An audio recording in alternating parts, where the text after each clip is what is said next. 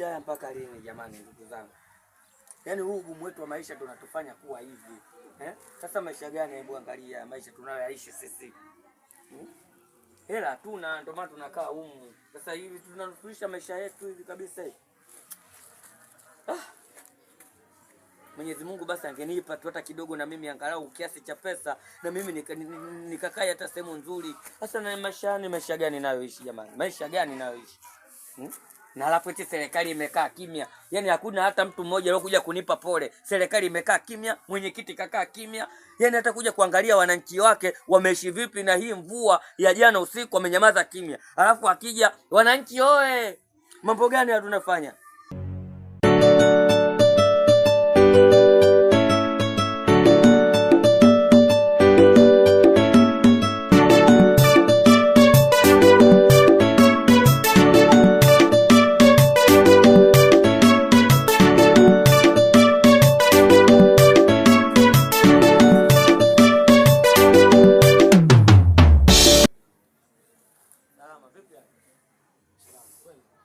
Karibu lakini sio kwema.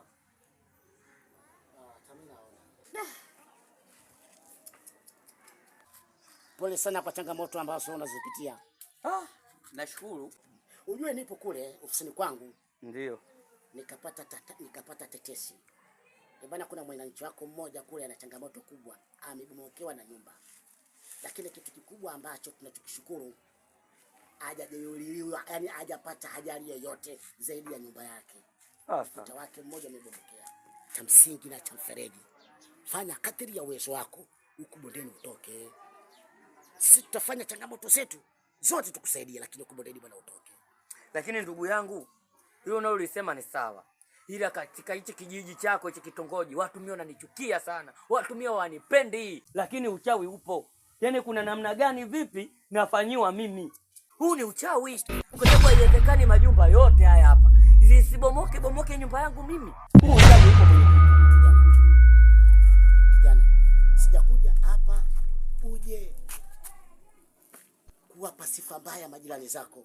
Kidogo mjui hayo maneno. Hebu jaribu kuchunga ulimi wako. Uchawi sio kitu kitajataja kila wakati. Hii ni mitihani amekupa Mungu, ili na wewe ukumbuke kama umeumbwa na Mwenyezi Mungu. Wewe mbomokewa na ukuta, kuna watu wengine wambomokewa na ukuta na wengine wamekufa, wewe upo hai. Utasema Mwenyezi Mungu anasemaje katika aya zake au katika Qur'an tukufu? Anasema hivi, baada a'udhu billahi minash shaitanir rajim, bismillahir rahmanir rahim, la in shakartum la azidannakum. Unapopata na jambo ukimshukuru Mwenyezi Mungu atakuzidishia, sio kukuzidishia kukubomolea zaidi, atakuzidishia kukuweka katika sehemu salama. Kulikoni kufanya kitu ambacho kuwatuhumu wajirani zako, kuambia wachawi. Acha kuwatuhumu majirani zako. Hichi kitu sijakipenda kabisa. Sasa kama ni uchawi mimi nisiseme? Mimi nimeishi hapa miaka 110. Ndio. Haijatokea tatizo lolote. Ila walivyoanza husuda zao kunichukia mimi hapa. Umenielewa? Kuanza kunichukia mimi hapa. Basi akaniletea fitina, wananichukia sasa kwamba anaamua kuniloga mimi nipate matatizo. Huu ni uchawi. Mbona zazangu zibomoke? Utaniambia nini bwana uchawi huu? Bwana Sikuza. Kama unawatumu majirani na unawaambia sifa mbaya, mimi wewe sitaweza kukusaidia. Unaonekana kabisa wewe ni mtoto mshenzi, mtoto kibri. Haya sio mambo ya kuongea.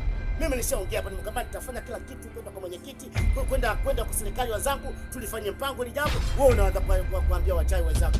Sisi jambo vizuri. Sasa ile jambo baki kwa nao mwenyewe, utajisaidia mwenyewe. Basi bwana, nabaki nalo mwenyewe. Kama wachawi mimi nisiseme. Bwana nenda zako. Wote si ndio nyie bwana, wote ndio nyie. Unakuja na makoti yako mbea tu. Mimi sijui. Wewe umekuja kunifitiniza, ni fitina. Yaani hapa unaongea, moyoni unanicheka, unaniona mimi bonge la boya. Mnanicheka ni kisiasa, mimi sikujui. Wewe unatumwa tu. Nyie mnatumwa. Ndio mnavyopenda majirani mimi nipate tabu. Ndio mnavyopenda. Yaani nyinyi hapa mnatamani ningekuwa nimekufa. Ndio mkiona raha roho zenu zingelizika. Sababu mimi napata na matatizo, nyie mnakula ugali mnaona raha. Matatizo unayoyapata. Sasa mimi nasemaje? Mimi nitarudi kwetu Lushoto.